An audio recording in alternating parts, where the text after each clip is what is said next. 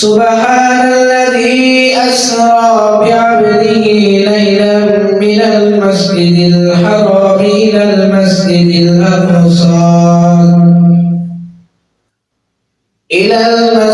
الأقصى الذي باركنا حوله لنريه من آياتنا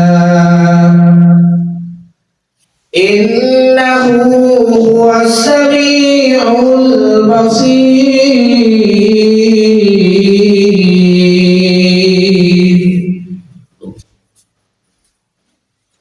আল্লাহ রাব্বুল আলামিন তার বান্দাকে ভ্রমণ করাইলেন, মেরাজ করাইলেন।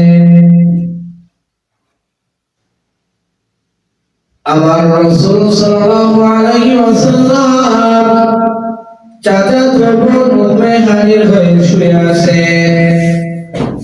হঠাৎ করে জিবরাইল আমিন সার ভেদ করে রুমের ভেতরে প্রবেশ করলেন। জিবরাইল আমিন প্রবেশ কইরা তার ডানা দিয়ে পয়গম্বরের পায়ে একটু টাচ করলেন। টাচ করার সাথে সাথে আমার রাসূলের ঘুম ভেঙে যায়। আমার রাসূল ডাকতে বলে, হে জিবরাইল, তুমি তো আমার রুমে দরজা দিয়ে প্রবেশ করো, কিন্তু আজকে কেন সার ভেদ করে প্রবেশ করলে? জিবরাইল আমিন ডাকতে বলে, ইয়া রাসূলুল্লাহ, ইয়া হাবিবাল্লাহ, আজকে যা কিছু ঘটবে সমস্ত কিছুই হয়ে যাবে উল্টা, সমস্ত কিছু উল্টা হয়ে যাবে।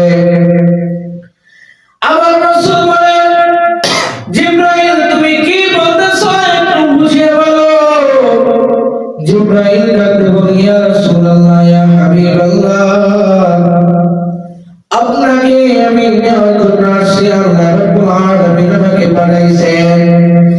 আপনার সাথে আল্লাহ রাব্বুল আলামিন কথা বলবেন, আপনি মিরাজে যাবেন, যাই আমার মালিকের সাথে আপনি কথা বলবেন। হে মুসলমান আল্লাহর গোলাম, সমস্ত নবীদের মিরাজ হয়েছে, সমস্ত নবীরা মিরাজ করেছে, তবে সমস্ত নবীদের মিরাজ হয়েছে জমিনে, আর আপনার নবীর মিরাজ হয়েছে আসমানে। এখন প্রশ্ন আসতে পারে, হুজুর, সমস্ত নবীদের মিরাজ হয়ে গেল জমিনের ভিতরে, জমিনের ভিতরে মিরাজ হয়েছে, ঈসা নবীর মিরাজ হয়েছে, মুসা নবীর মিরাজ হয়েছে, আদম নবীর মিরাজ হয়েছে, ইব্রাহিম নবীর মিরাজ হয়েছে, সমস্ত নবীদের মিরাজ দুনিয়ার জমিনের ভিতরে হইল, আর আপনার আমার নবীর মিরাজ কেন আসমানে হয়েছে? এ মুসলমান গোলাম, সমস্ত নবীদের মিরাজ হচ্ছে ইবতিলাল, আর আপনার আমার নবীর মিরাজ হচ্ছে ইনআম। সমস্ত নবীদের মিরাজ হলো ইমতিহান, পরীক্ষা, আর আপনার আমার নবীর মিরাজ আল্লাহ রাব্বুল আলামিন বলে, আমার হাবিবের মিরাজ হলো ইনআম। ইনআম মানে পুরস্কার। সমস্ত নবীরা দুনিয়ার ভিতর পরীক্ষা দিলে, আর আমার নবী, আপনার নবী, বিশ্ব নবী মুস্তাফা হযরত মুহাম্মদুর রাসূলুল্লাহ, সবাই বলি সাল্লাল্লাহু আলাইহি ওয়াসাল্লাম, আমার আল্লাহ রাব্বুল আলামিন বলে, সমস্ত নবীরা দুনিয়ার ভিতর পরীক্ষা দিলেন, আর শেষ নবী বিশ্ব নবী মুস্তাফা হযরত মুহাম্মদুর রাসূলুল্লাহ সাল্লাল্লাহু আলাইহি ওয়াসাল্লাম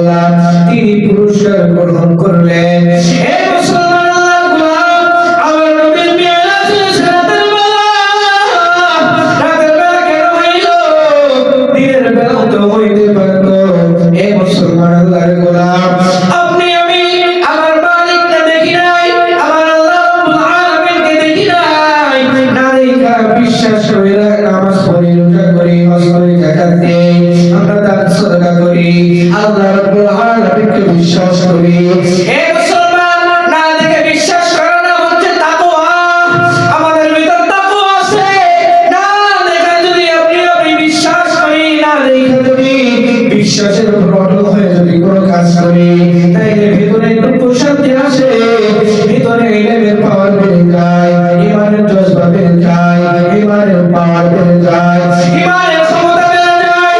এ মুসলমান আল্লাহর গোলাম, আমার রাসূলকে আমরা দেখি নাই, না দেখা রাসূলের সুন্নাত আমাদের ভিতরে ধরছি, রাসূলের সুন্নাতকে আমাদের জীবন ব্যবস্থা হিসেবে চালাইতে চাই, আমাদের রাসূলের সুন্নাত আমাদের দেহের ভিতরে আটকাইতে চাই, আমার রাসূলের সুন্নাতের উপর নিজের জীবনটাকে চালানোর চেষ্টা করি। হে মুসলমান, যদি আমরা দেখা দেখা ইবাদত করতাম, দেখা দেখা ইবাদত করলে হয়তো আমাদের তাকওয়া বাড়তো না, আমাদের ঈমান বাড়তো না, আমাদের ঈমান মজবুত হইতো না। কিন্তু আল্লাহ রাব্বুল আলামিন আমরা দেখি নাই, ইবাদত করি আর নামাজ পড়ি, রোজা করি, আমরা রাসূলকে দেখি নাই, রাসূলকে না দেখা রাসূলের সুন্নাতগুলো আমাদের জীবনের প্রতি বাস্তবায়ন করার চেষ্টা করি। এই জন্য আল্লাহ রাব্বুল আলামিন বলে আমার রাসূলের মিরাজ হয়েছে, আমার হাবিবের মিরাজ হয়েছে রাতের বেলা। দিনের বেলা করলে হয় অনেকে দেখে ফেলতো, বিশ্বাস করতো না, এটা কেমন করে সম্ভব।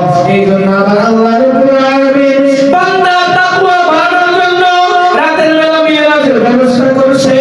এই মুসলমান আল্লাহর গোলাম, বন্ধুর সাথে যদি কোনো বন্ধু কথা বলে নীরবে কথা বললে ভালো হয়, বন্ধুর সাথে বন্ধু কথা বলবে, মানুষের সামনে প্রকাশ করবে না, গোপনে গোপনে আলাপ করলে ভালো হয়।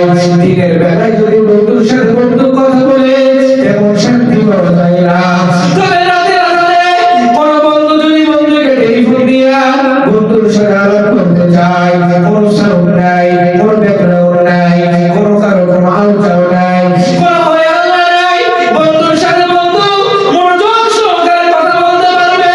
এই জন্য আমার আল্লাহ তার হাবিবের সাথে রাতের বেলা মোলাকাত করছে, রাতের বেলা কথা বলছে, যাতে কেউ কোনো ডিস্টার্ব না করতে পারে। আমার রাসূল সাল্লাল্লাহু আলাইহি ওয়াসাল্লাম মিরাজ করার কারণে মিরাজ করে দেখো আবার আমার রাসূল যখন ফিরে আসলেন, ফিরে এসে আবু জাহলকে বলে, আমি মিরাজ করলাম, আমি নামাজ দিয়ে আসলাম, আমি আল্লাহর সাথে কথা বললাম, আমি জান্নাত দেখলাম, জাহান্নাম দেখলাম। আবু জাহেল বলে, হে আব্দুল্লাহ ছেলে মুহাম্মদ বড় পাগল হয়ে গেছে, আমার রাসূলকে পাগল বলে ধিক্কার জানায়, মাথা গরম কইরা দৌড়ায়। হঠাৎ করে রাস্তায় দেখে আবু বকরের সাথে দেখা হয়ে গেল। আবু বকরকে ডাকতে বলে, আবু বকর শুনছনি? বলে, কি শুনবো? আবু বকর ডাকতে বলে, তুমি কি বলতে চাও?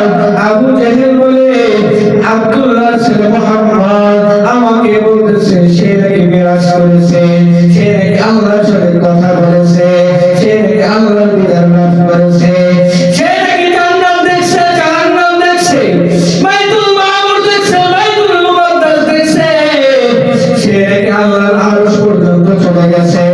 এইটা কেমন করে সম্ভব? এইটা এক রাতের ভিতর কেমন করে সম্ভব? এ বান্দা পুরো রাত লাগে নাই, অর্ধেক রাতের কিছু অংশ, সামান্য অংশের ভিতরে আল্লাহ রাব্বুল আলামিন বুরাকের মাধ্যমে, জিবরাইলের মাধ্যমে আমার রাসূলকে মিরাজ করাইলেন।